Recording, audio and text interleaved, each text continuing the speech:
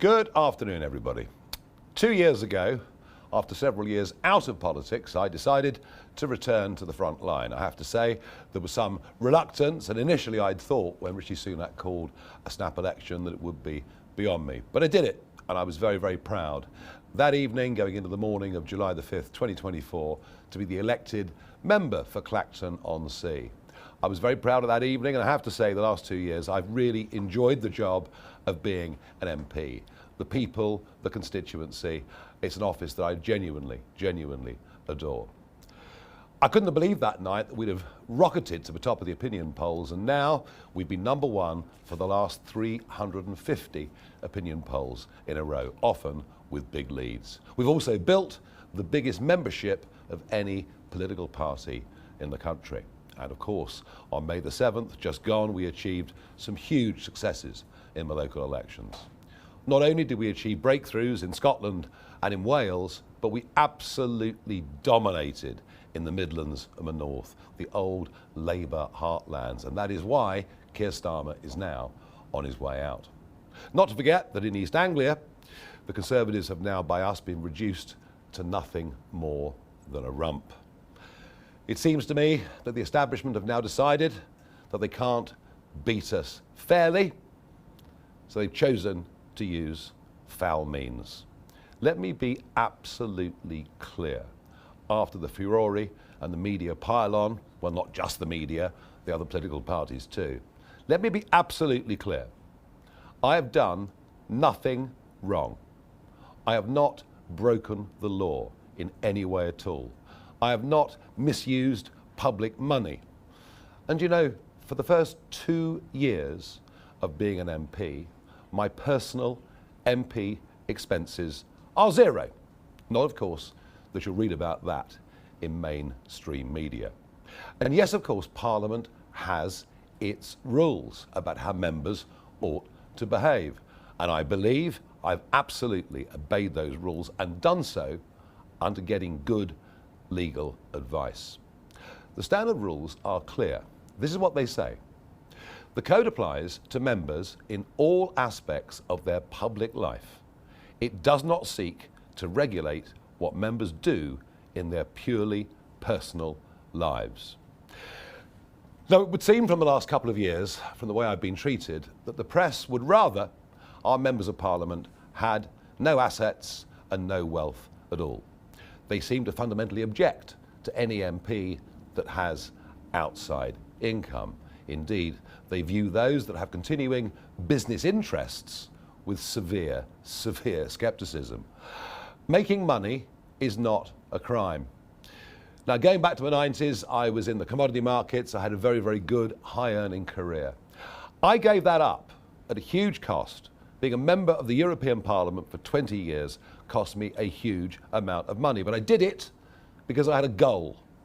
I had a goal and a belief that we should leave the European Union, get back to being a self-regulating nation that makes its own laws, charts its own destiny, and among other things, of course, controls its own borders. We might not yet, 10 years on, have reaped as many of the benefits as we ought, but one day I believe we will.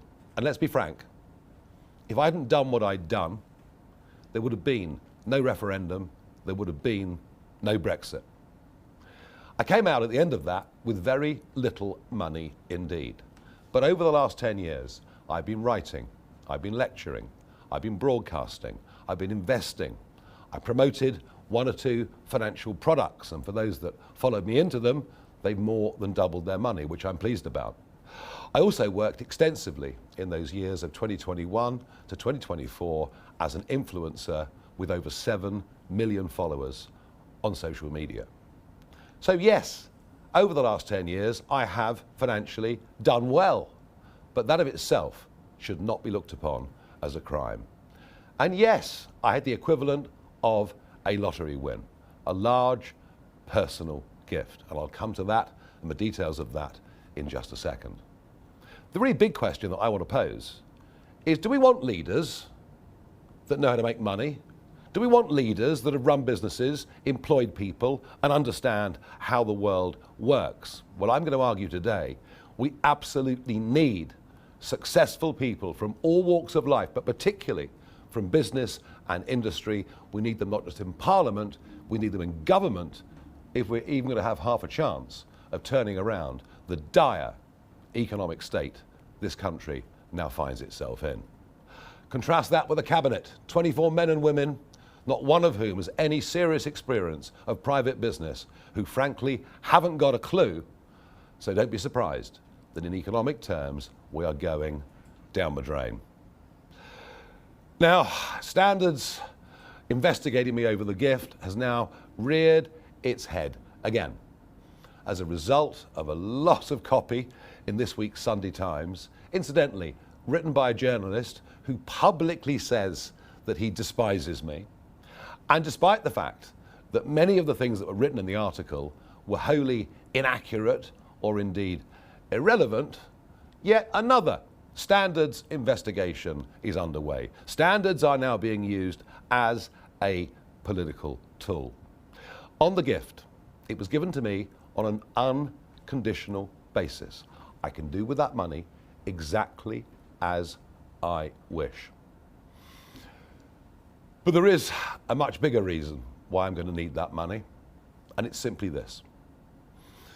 For over 20 years now, I have been subject to constant demonisation by the press. For daring to be outside the consensual view on many issues, I've been attacked again and again. And I am the most physically and verbally attacked public figure or politician of modern times. Yes, you will know of some of the incidents: milkshakes thrown in my face, placards bashed over my head. But let me promise you, you only know about a fraction of the number of times that I've been assaulted. One little example you've probably never heard of. It was a Sunday afternoon a few years ago in the local village pub. In come the mob, about 50 of them. We decided the safest thing to do was as quickly as possible to get into the car and to drive away.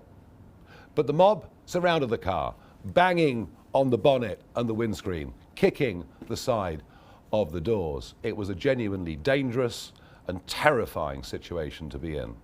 The car was written off. I didn't even bother with an insurance claim and did everything I could not to make it public.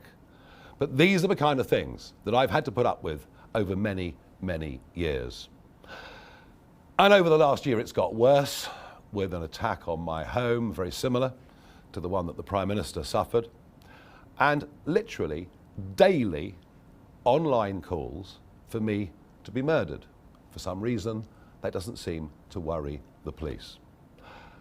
Repeatedly over the years, I asked the Home Secretary for help. I was rejected again and again. And in that period, when I wasn't in elected politics, between 2021 and 2024, I ran up personally very, very substantial bills to make sure that I was safe.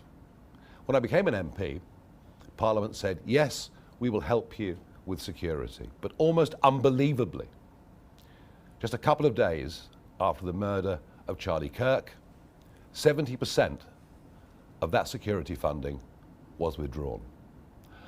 I am going to need security for the rest of my life, and I cannot even tell you how grateful I am to Christopher Harborne, because now I will never ever need to worry about whether I've got the resource.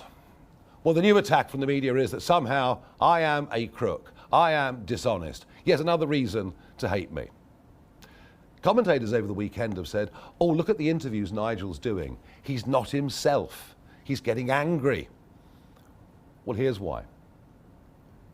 For some reason last week, the editor of the Times newspaper decided to publish a picture of where my daughter lives. There is no public interest in my daughter whatsoever. She is not involved in current affairs, doesn't seek to be involved in current affairs, and has never been used by me once at any point in my political career. No photographs on election addresses or anything like that. I've always done my absolute best to protect the privacy and safety of my family.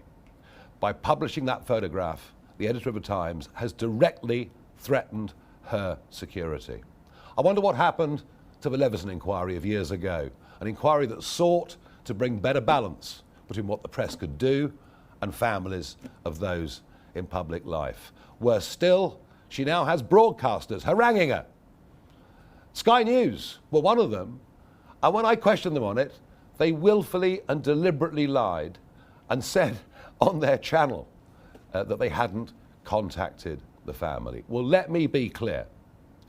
I will not tolerate intimidation of my family. I will not tolerate the location of where they live being revealed. I will not tolerate any of my family being endangered because of what I choose to do in public life. So yes, you can ask, am I angry? But I've never been angrier in my life. I'm also pretty upset with the behaviour of this Labour government. They began in 2025 and then tried again into 2026 to cancel elections for taxpayers, and to do so on a vast and epic scale, albeit with the connivance of the Conservative Party. Why? Well, of course, fear of reform. I'm proud of the fact that we fought a legal action that got nearly 5 million council tax voters the right to go out on May the 7th and give their view. Now, of course, they want to reduce the voting age down to 16. Again, they think that will help damage reform. And just a couple of weeks ago, following the Makerfield by-election, they've changed the voting rules for the Manchester mayoral by-election. They've gone away from first past the post, again for fear that reform might win. And now they've come after our money. Now, to be clear, in the early days after the last general election, it was the huge increase in our membership at £25 a time that actually got us into a position where we could build a proper party. Over the last year, some big donors have been attracted to us. Extraordinary. These are men who've gone off as entrepreneurs around the world and succeeded. The sort of people we used to admire over centuries. Now government ministers refer to them in Parliament as malign actors. And so they keep changing all the rules again and again just to stop reform. Frankly, it is like living in a communist country. I could never have believed such a thing would happen here. Ignore the fact, of course, that over decades peerages have been given to donors, and that Labour's donors, in the run-up to the 2024 general election, now seem to have been awarded the most extraordinary government contracts. Perhaps Dominic Cummings was right last year when he said, Whitehall will break the law to stop reform winning power. And we've been subject in the last few months to the use of illegally obtained information, firm evidence of computer hacking, and now leaks from government agencies. And this is all, of course, a great distraction, because we're about to get a Prime Minister who's coming in with no mandate whatsoever. He didn't even stand on the 2024 manifesto. This country needs a general election, even if Labour, the Conservatives and the media don't want it. And whilst this pile-on against reform happens, the boats continue to cross the English Channel. Our fractured defences make us look weaker and weaker against what I think is now an increasingly dangerous Vladimir Putin. Business confidence is the lowest it's now been for 16 years, and I speak to you from a capital city where men can't wear watches and women can't wear jewellery on the street.